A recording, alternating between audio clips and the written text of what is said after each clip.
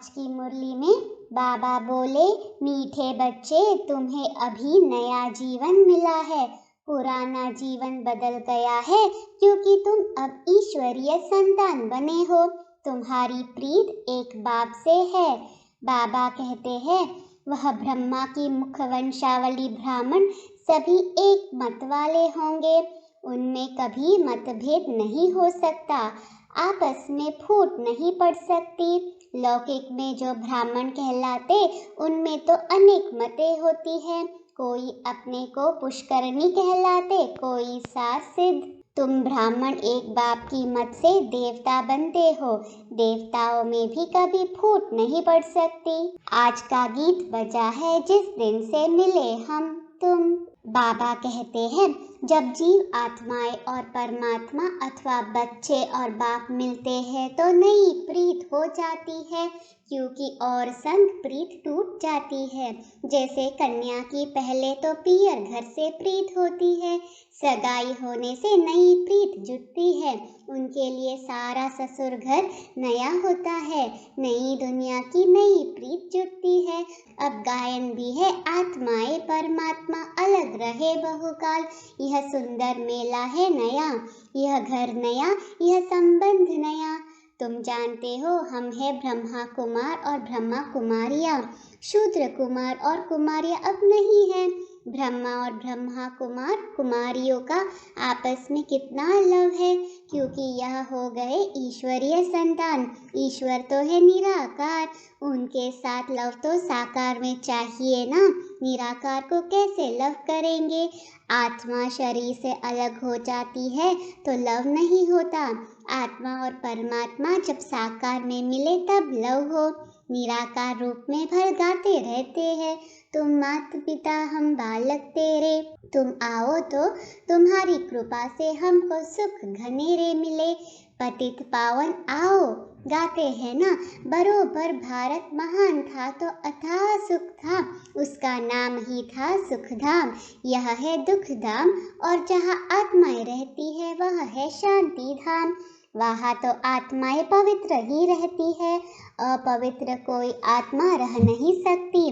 तुमको अब बाप मिला है तो नया जीवन मिला है। अपने बाप से बेहद सुख का वर्षा ले रहे हैं। सुख घनेरे भारत में ही होते हैं, स्वर्ग में, और शांति घनेरी होती है निर्वाण धाम में, जहाँ तुम्हारा और हमारा घर है। तो समझाना चाहिए, हम आत्माएं शांति धाम की रहने वाली है। बाप भी वहाँ का रहने वाला है। वह हमारे मुआफिक जन्म मरण के चक्र में नहीं आते हैं। है वह भी आत्मा, परंतु परम आत्मा है, परम धाम में रहने वाले हैं। हम आत्माएं भी परम धाम में रहने वाले परम पिता परमात्मा के बच्चे थे। घर तो हम सबका वही है, घर भी सबको याद है। कोई मरता है तो कहते हैं फलाना पार निर्वाण गया, वह है वाणी से परे स्थान। सूर्य चांद की जहाँ गम नहीं, हम वहाँ के रहवासी हैं। मनुष्य इस ड्रामा को जान जाए तो बोले, हम जो कदम उठाते हैं सेकंड बाय सेकंड नया है। बेहद का ड्रामा फिरता रहता है। तुम बच्चों को त्रिकालदर्शी त्रिनेत्री बना रहा हूँ। बाप ब्रह्मांड का मालिक है तो त्रिलोकी का भी मालिक है ना, क्योंकि तीनों ही लोगों की नॉलेज देते हैं। तुम त्रिलोकी के मालिक नहीं बनते हो, तुम विश्व के मालिक महाराजा महारानी बनते हो। त्रिलोकी अर्थात तीनों लोगों को जाना जाता है। मालिक तो एक लोक स्वर्ग का बनते हो। बाबा के बच्चे बनते ही है वर्षा लेने के लिए। पूछो भगवान से तुम्हारा क्या संबंध है? भगवान तो है स्वर्ग का रचयिता, माता पिता है। भगवान को कभी नर्क अथवा दुखधाम का रचयिता नहीं कहेंगे। परम पिता परमात्मा ब्रह्मा द्वारा स्वर्ग की स्थापना करते हैं। जरूर नई दुनिया स्वर्ग ही रचेंगे। परमात्मा ब्रह्मा द्वारा पहले ब्राह्मण धर्म रचते हैं, उनको राजयोग सिखलाते हैं, जो फिर ब्राह्मण से देवता बनते हैं। तो ब्रह्मा द्वारा ब्राह्मण, फिर विष्णु द्वारा देवी धर्म होगा। इस समय तुम ब्राह्मण बनकर फिर क्षत्रिय भी बनते हो, विष्णु धर्म में जाते हो, अभी ईश्वरीय धर्म अथवा ब्राह्मण धर्म में आए हो, फिर भविष्य देवी धर्म में जाएंगे। ब्राह्मण धर्म भी चाहिए ना। प्रजापिता ब्रह्मा द्वारा मुख वंशावली ब्राह्मण रचे, वह ठहरे बच्चे।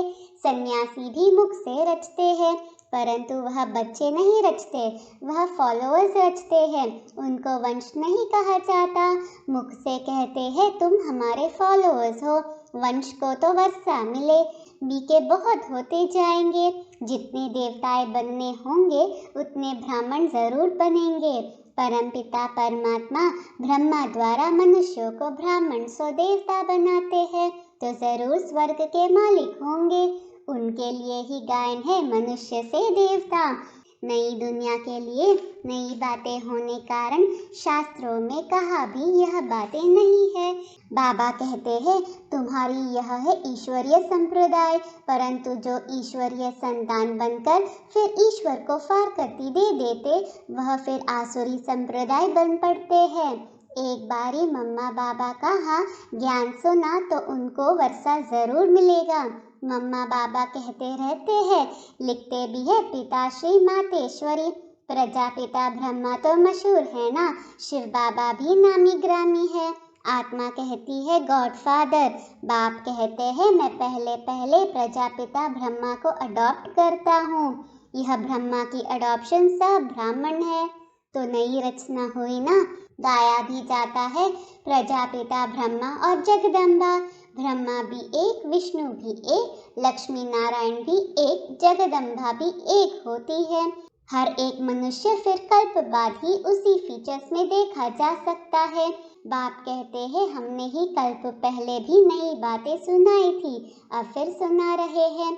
तुम देवी देवता बन जाएंगे तो फिर यह ज्ञान खलास हो जाएगा।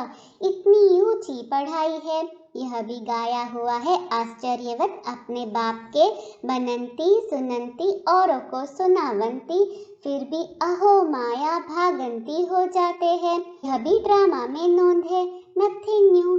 स्वर्ग में तो आएंगे, जैसा पुरुषार्थ किया है वैसा पद पाएंगे।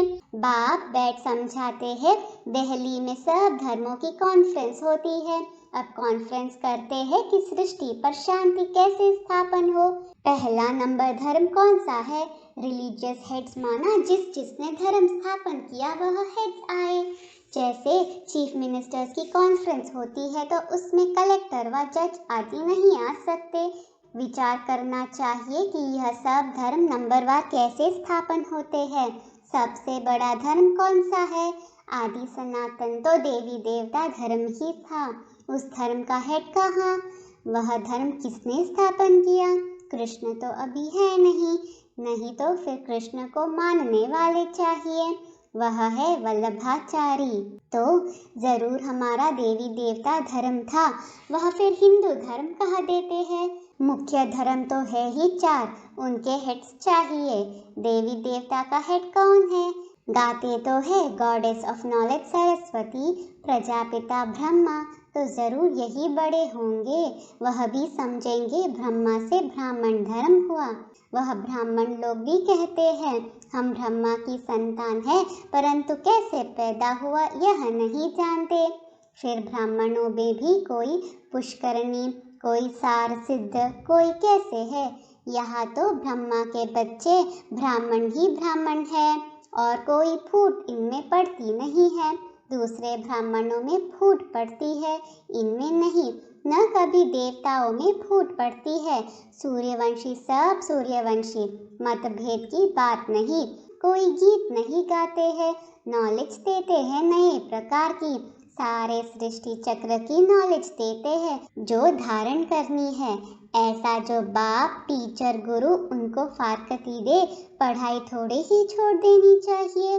पढ़ाई छोड़ी गोया बाप को छोड़ा, स्टूडेंट नहीं तो बच्चे भी नहीं।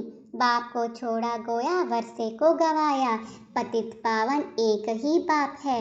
बाप कहते हैं अब कयामत का समय है, सबको वापस जाना है। हिसाब किताब चुकतो कर, सोना आग में डालते हैं तो प्योर हो जाता है। अब आग तो सारी दुनिया को लगनी है, परंतु इस आग में पावन नहीं हो सकेंगे। इसमें योग बल की बात है, या तो फिर सजाएं खाकर शरीर छोड़ेंगे। हिसाब किताब चुकतो होगा, पाप का हिसाब किताब चुकतो कर फिर पावन होकर वापस जाना है। वापस जाने का भी समय यह है। महाभारत की लड़ाई भी है, होली भी मनाते हैं। रावण राज्य खत्म हो जाना है, फिर राम राज्य में तो बहुत थोड़े होते हैं। यह सब आत्माएं कहाँ जाएंगी, जरूर लिबरेटर भी चाहिए। बाप कहते हैं मैं सबको ले जाऊंगा, सबकी ज्योति जगा कर ले जाऊंगा, फिर उन्हों को अपना अपना पाठ बचाना है। तुम जानते हो हम देवी देवता धर्म में आएंगे, मुक्ति धाम में जाकर फिर वापस चले आएंगे। 84 जन्म भोगेंगे, सूर्यवंशी चंद्रवंशी बनेंगे। सारा चक्र बुद्धि में आ गया है। आत्मा बता सकती है कि आओ तो हम आपको शिव बाबा का ऑक्यूपेशन बताए। बच्चों के सिवाय तो कोई बता ना सके, वह कहेंगे परमात्मा तो निराकार है, उनका फिर ऑक्यूपेशन क्या बताएंगे। अरे वह पतित पावन है तो जरूर पावन बनाने उनको आना है ना। कैसे राजयोग सिखलाते हैं, ब्रह्मा द्वारा कैसे देवी देवता धर्म की स्थापना होती है, वह हम बता सकते हैं। कल्प पहले जिन्होंने पढ़ा है वह पढ़ते हैं, नहीं पढ़ सकते तो भागंती हो जाते हैं। नई बात नहीं, फिर भी बाबा का हमेशा बच्चों पर लव रहता है। बेचारा फिर भी आकर बाप से पूरा वर्षा ले, परंतु तकदीर में नहीं होगा तो क्या कर सकते हैं। बाप का तो लव है ना, क्योंकि भक्ति मार्ग में भी बाप को बहुत याद करते हैं। जो भी देवी देवता धर्म वाले होंगे वह जरूर याद करते होंगे, आधा कल्प खूब याद करते हैं। आत्मा ने सुख पाया है तो दुख में बाप को याद करेगी। वह जास्ती भक्ति कर पुजारी से फिर पूज्य बनते हैं। जो देवी देवता थे उनका ही सैपलिंग लग रहा है। तो कॉन्फ्रेंस आदि जब कहाँ भी होती है तो उसमें मुख्य धर्म वालों को बुलाना पड़े। बीके को बुलाए तो वह पूरी राय देंगे। प्रजापिता ब्रह्मा के बच्चे ब्रह्मा कुमार कुमारियाँ ही पूरी राय दे सकते हैं कि क्या करना है। तुम पीस चाहते हो, परंतु पीस तो निर्वाण धाम में ही होती है। अभी तो दुख धाम है, अनेक धर्म है।